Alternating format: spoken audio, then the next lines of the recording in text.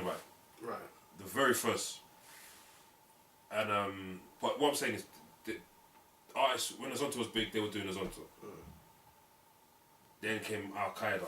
Now what you're having is, now I'm hearing a lot of I'm hearing a lot of what's being called Afro dancehall, which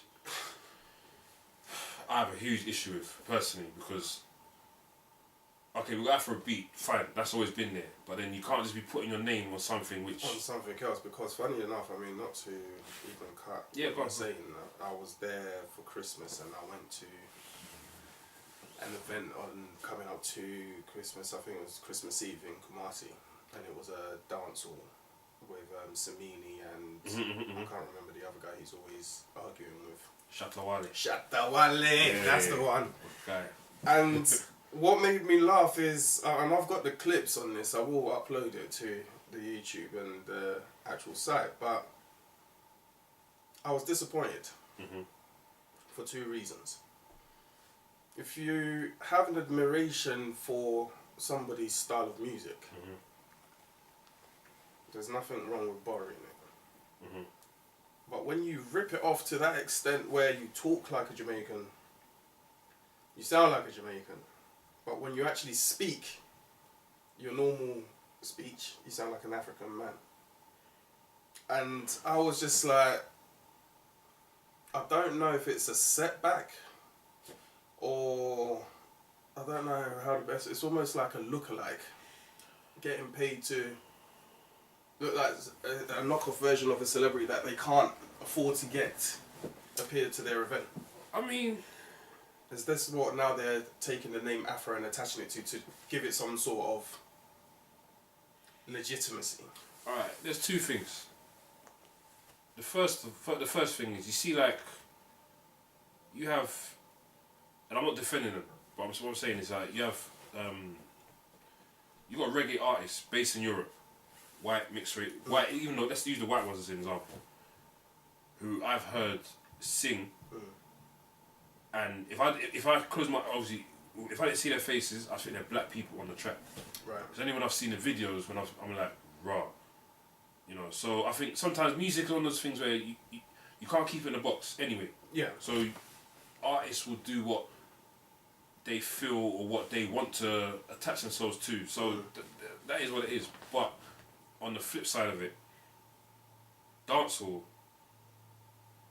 is it's more than just a music. It's a lifestyle. It's a lifestyle. Culture. It's a culture. Like when Vibes Cartel's talking about Gaza this, Gaza that, it's a real, that's serious business he's talking about. Yeah. Gaza is, and for anyone that's watching, I don't mean Gaza Strip, I'm talking like that life, he's experienced it, he's lived it. So, and it's certain things he's talking about, you know, unless you're around it, you can't relate. Yeah. Now, to my knowledge, Ghana isn't any, you know, Ghana and that kind of lifestyle. It's worlds apart. Worlds apart, you know, you understand? So, you know, when they're talking about, when they're trying to talk about certain things, I don't know. The youth are really buying into it, you know, and this is then again what I find sad, that we've established something that's our own. Going back again to how you're saying Nigeria is probably one of the only African countries I know that don't buy into what's going on in America or anywhere else. They are very nuclear in themselves. Yeah, very much. And they are into their own music. They are there to support. So even when you had somebody like 50 going to Nigeria, it wasn't like anything to the people there. Even that artist was just like, who you? Yeah. Whereas when even someone like Mario or Fabulous can go Ghana, and everyone's just like, you know. So do you feel that that's a setback for ourselves? Very do big we really setback. Need to it's a huge focus more on what we have now with regards to the AfroBeats, the hip life, the high life? And I mean, the good thing is when I was there, it was nice to see that it was still going, because I thought I was going to go and it would be nothing but AfroBeats. But no, hip life. It was very diverse in all the music I heard, and I think that's the first time I've been Ghana and heard such diverse range of music. Hip life always is, to me, that not even hip life. I'll go back to high life. That's music we grew up with. You understand? Yeah. That's to me. That's when I hear that, I'm close to home. You understand? The new stuff now, I mean, if they find something to stick to and build on it, I'm easy. So you feel AfroBeats is definitely that one? Yeah. But even the term AfroBeats is a controversial one to me, you know, because before Nigerian music started getting big here, no one was even using the term AfroBeats. Right, okay. Do you understand? It was only when the music was getting some status here that people started kind of gravitating to it. And all it means really is music from Africa. Wait, that makes sense? But the thing is, it's not coming from everywhere in Africa, because Africa is obviously a big continent. Yeah. Different countries. Basically, all the Afrobeats the sound just of Africa is different regardless where you like. Yeah. But Afrobeat goes back to Sefela. Right. Okay. That's Afrobeat. Yeah. You know? Because he invented a style based on other styles. Right. Like obviously, you know, the R&B, the funk, the jazz, and he infused it with traditional African sounds. That's Afrobeat. Afrobeats just represents music that's coming out of the continent in general. So if it's R&B, if it's hip hop, if it's dancehall, if it's reggae, house, from it's from Africa, Afrobeats. Afrobeats. You understand? So, like someone like what can I use an example? Wizkid's track Jaya Jaya. You heard it? No. It's on my new mixtape. My new mixtape Afrobeats in the City. We'll talk about that in a minute. We are fully going to be covering that. he did a track which is probably my favourite track from last year. It just sounds like Africa. Right. When you hear it, you want to just your mum could dance to it in church with a handkerchief, everything. You know. Yeah. So I don't know. So coming back now to the industries that's now been established in the UK. Can't talk about America or anywhere else, but right here. Do you not feel threatened by all the new DJs coming through? No. No? Do you feel that they're gonna? Do you feel that they're jumping on the bandwagon? Because you know when something blows up, people then want to. Well, I'll call them opportunists. They're not really from that. But it's like, you know what? Let's just do it because that's the in thing at the moment. Do you feel that's gonna have an effect or detriment, or maybe even it could have a positive impact?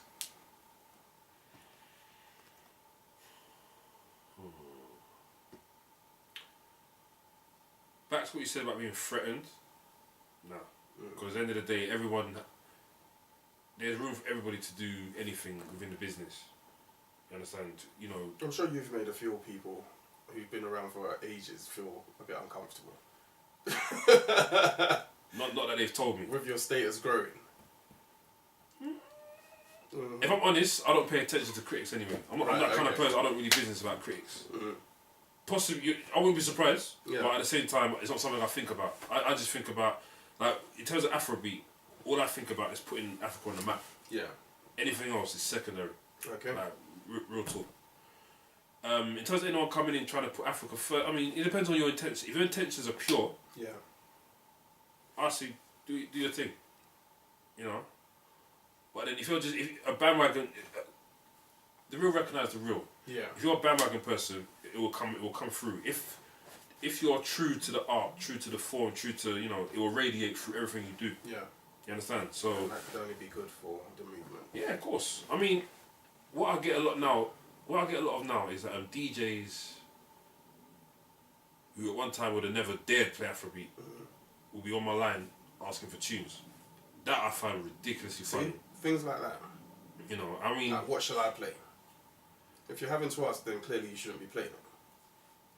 There you go.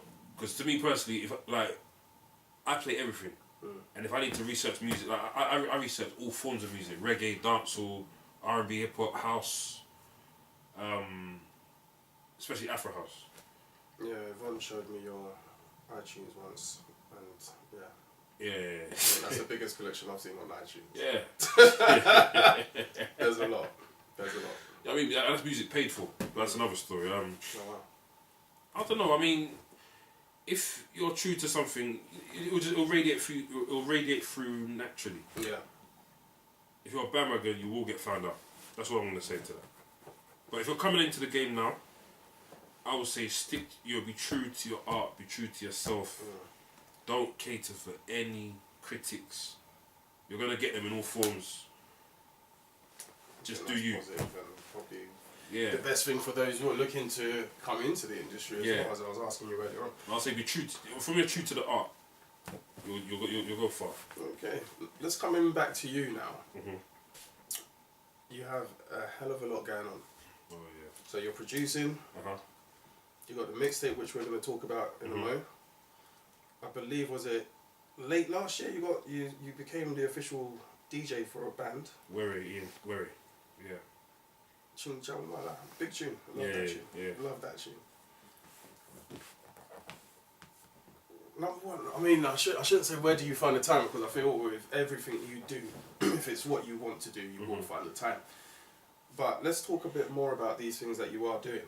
And then you got your event coming up with the AfroBeats Weekender. So what's going on with you at this present time?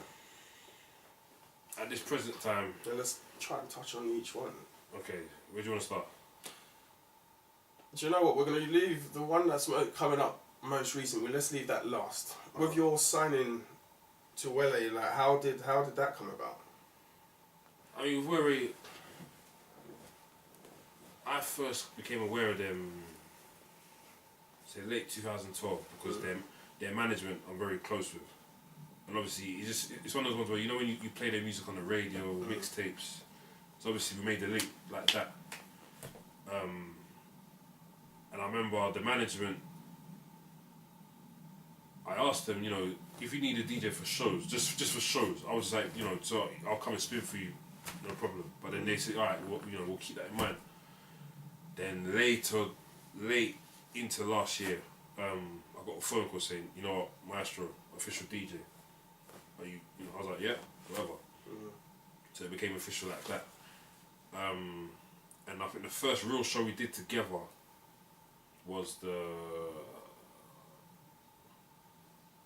AfroBeats Festival. Right, okay. You know, that's where people saw Worry, Maestro together. It was a good experience, wicked experience. Brilliant. Because I helped a lot with the preparation for the actual performance. I coordinated it, and yeah, it was big. And I want to do more tour DJing as well. Yeah. That's another so thing. you're going to be ready for that now. Now that this whole thing is going international, global, you're going to be ready for that. With regards to your radio show, so even with everything going on, you are still doing the AfroBeats Takeover. Because I was thinking that you were way too busy and what was going to happen to it. Radio, AfroBeats Takeover is like the mothership to everything. Right. You understand? Not saying that without that I'm not irrelevant, but I mean, that's my baby, you understand? So that's always going to be something I'm going to put all my time into. Okay. Yeah. So we are still there. Then let's come on to your mixtape. What made you want to do a mixtape? Mixtapes is that. You tend to think maybe artists do mixtapes. Some producers who then get other people to jump on it will do, you know. With mixtapes, I mean, it's the same way an EP or album is the body of work for an artist. Yeah. A mixtape is what shows you the DJ. It shows you how. It's an official stamp as a DJ. You understand?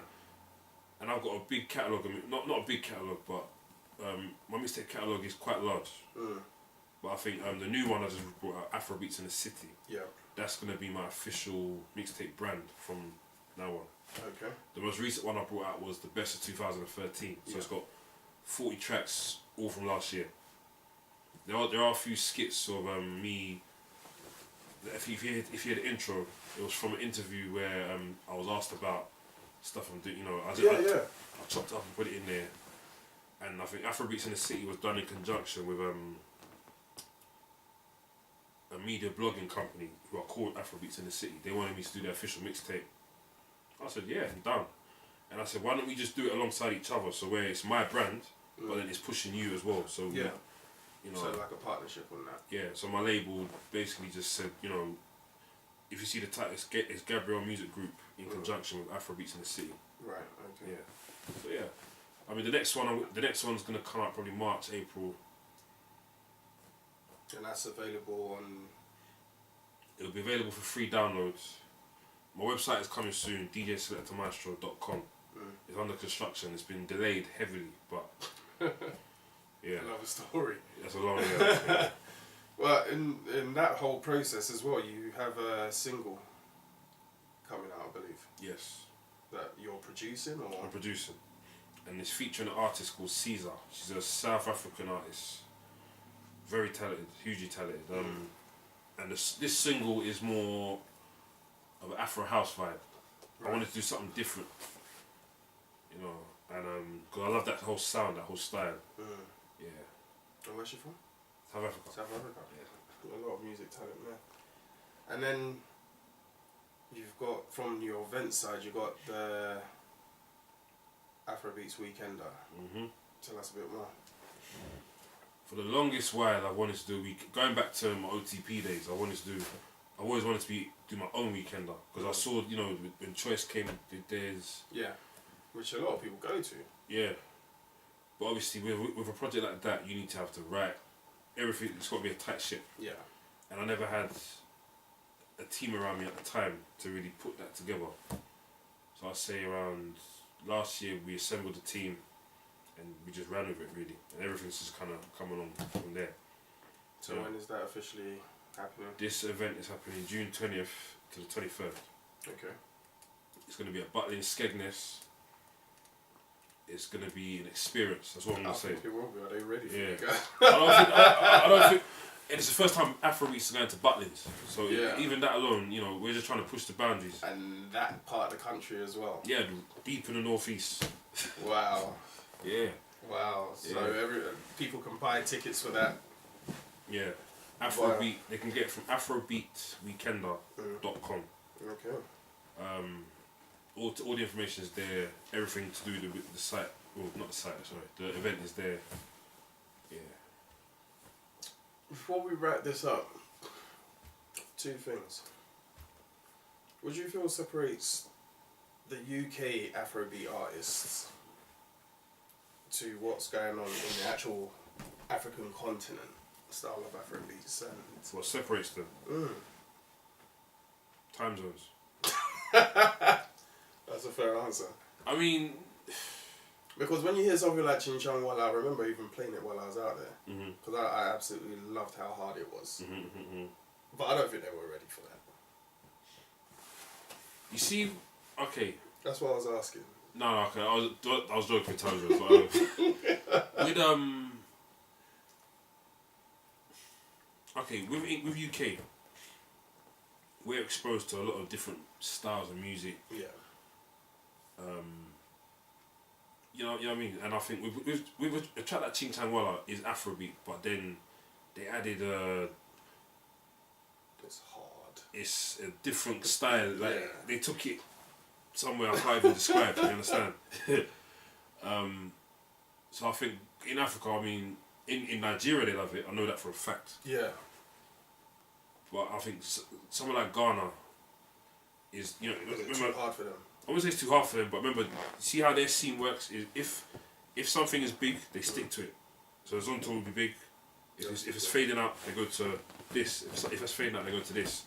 So that now, if all the artists they were making like Ching Chang Walla music, they'll gravitate to it. Yeah. Because I mean, you take somebody like Fuse ODG, who I was on a flight with actually when I was going out in December, but I was quite annoyed at the time with my agent, and I had lost my voice, so I didn't even really get to speak to him and stuff like that. And he was performing out there, and I heard his stuff coming up a few times on certain shows or playing out in places, and he sounds to be, it's not widespread, but it seems to be a lot more accepted. And is it once again because of how toned down it is, do you feel, or? His music essentially, it has a crossover appeal internationally. So example, a track like Antenna, but then that went on as long as the Azonto did. Jeez. Oh. Yeah. But then the style, you're a joker. The style of production is an African sound. Yes. And again, he had kill beats. He's the top producer in Ghana, hands down. Right. Working on his beats, so I think that alone gives. That helped it. Yeah, that helped it go into Ghana. It just walked into that. So. Okay. Yeah. But I mean, what separates it? No, not much really. It's just that we're exposed to more styles here. Yeah. Because UK is a diverse place. That's all. Okay. So in terms of yourself and all the hundreds of things you got going on, what's next for you and what's going on with you this year, past this or? Well, this year you're not thinking that far yet. This year I should have my EP wrapped up. Yeah. And when I say EP, I don't mean I'm performing on the EP. It's just my productions featuring artists. Okay. You'll see more AfroBeats in the City mixtapes. I'm actually in talks with a Dutch DJ called G-Man. Okay. And we're going to be doing a collaborative mixtape called The Foreign Exchange. But that's still in the early stages, so that's something to look out for too. The radio show's intact. Yeah, so... I'll get that back up. Yeah. Wicked. I want to thank you for your time, bro. Pleasure, man. Indeed.